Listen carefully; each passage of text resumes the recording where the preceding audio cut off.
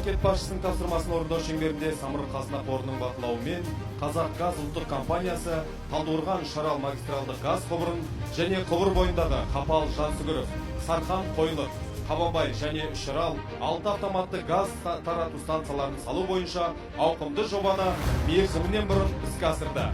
Барлық автоматты газ тарату станцияларындағы алауды жағуға рұқсат берілді.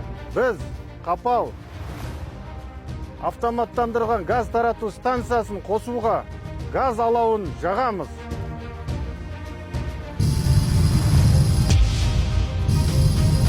Сарқан автоматтандырылған газ станциясын қосуға рұқсат етіңіздер.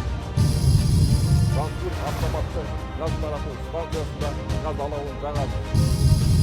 Қабанбай автоматты газ тарату станциясында газ алауын жағатын боламыз. Үшаралда газ алауын жағуды сұраймыз.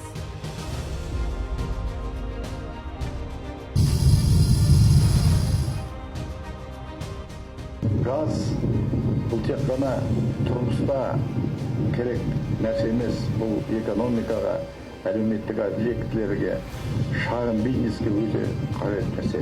Сондықтан біз газдандыру ісін өңірде қарқынды қолға алып жатырмыз. Осы жолымыз облысымызға құт, береке, қуаныш, сандыма әкелсін.